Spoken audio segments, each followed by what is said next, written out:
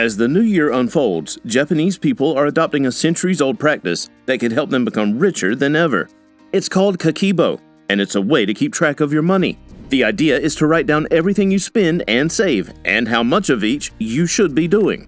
By gathering information about your spending habits, you can set realistic financial goals for yourself.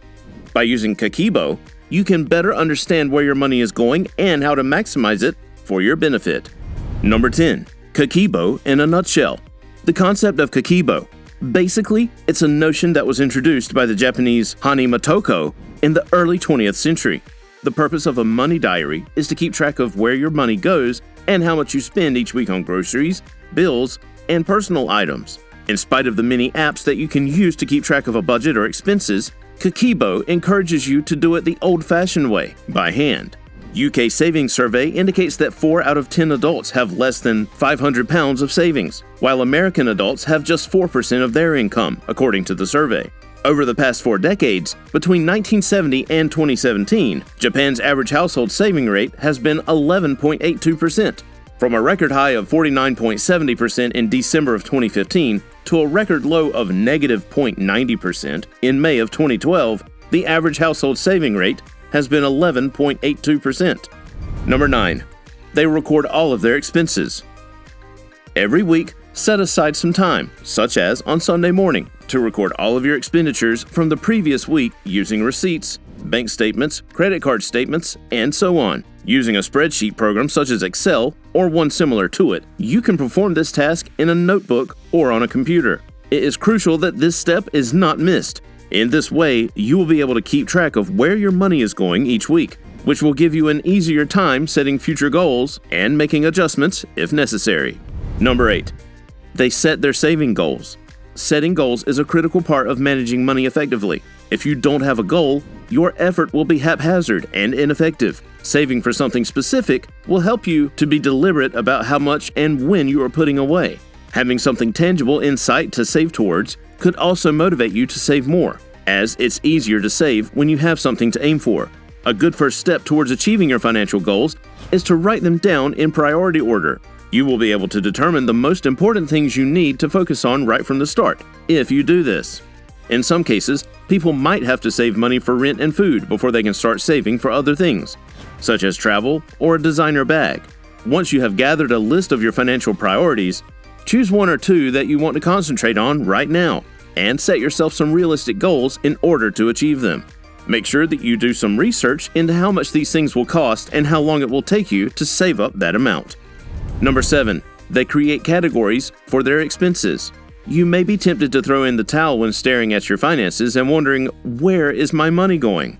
In reality, however, you need to understand where your money goes if you want to manage your budget effectively. In order to determine where your money goes, the first step is to create categories for your spending. The concept of a budget category is that it is simply a grouping of expenses that fit together logically. A typical budget usually includes things such as housing, utilities, food, transportation, savings, personal care, and clothing. The majority of any purchase you make is likely to fall into one or more of these broad categories.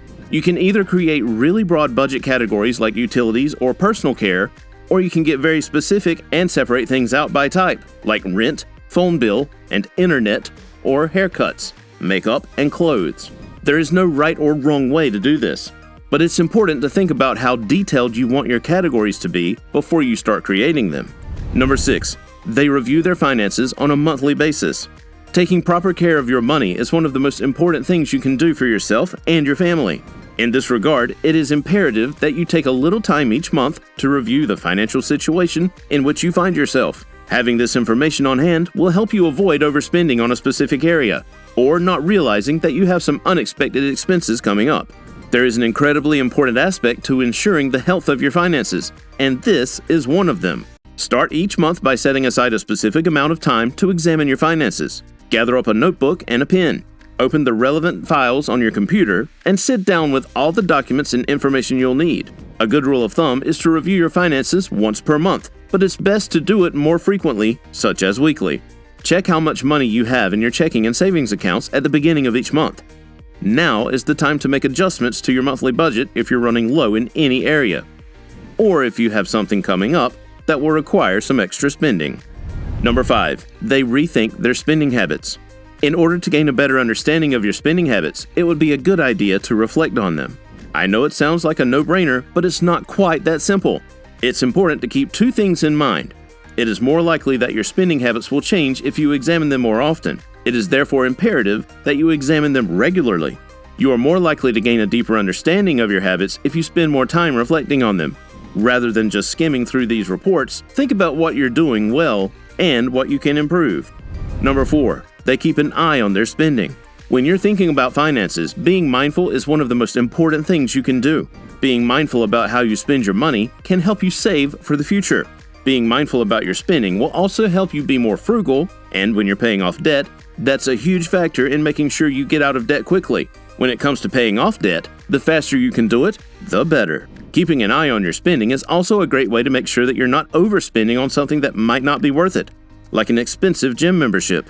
When it comes to buying things, it's important to think about why you want them and if they're really worth what they cost. Being mindful will help you decide if a new pair of shoes or a new computer is really worth spending all of your hard-earned money on. Number 3. They follow the write down every single purchase method. One of the most significant elements of kakeibos, the Japanese method of budgeting, is writing down your expenses as you incur them. A daily record of your expenditures can keep you accountable and aware of what you spend your money on. This, in turn, can help you make better decisions when it comes to your finances. Also, by monitoring your spending habits over time, you can identify patterns in your spending habits. This is a helpful way to further determine areas where you can save money. Keeping a spending journal has 2 main advantages. First, it helps you keep track of your spending as you make it. And second, it prevents you from guessing what you've spent in a particular category at the end of the month. Many people keep track of their spending via apps or other digital trackers, but handwriting is still preferable. As you record each expense, you have to focus on each item specific to it. Keeping track isn't just about seeing what's leaving your account. It's about training your brain to focus on spending money and understanding how it affects your life. There is no question that if you write something down, your brain will engage more actively than you might have if you just let software handle the work for you from start to finish. With this additional activity, you can form a habit of paying attention to where your money goes and make sure that every purchase is given the attention and thought it deserves. The other reason why writing things down is better than using an app or tracking software is that it removes some of the guesswork when analyzing your spending over the course of a month. Having an accurate record of what went where can help you better manage your money the following month. Number 2. They accept setbacks with a positive attitude. It's not uncommon for us to have moments when we realize that our finances aren't quite in the place we'd like them to be.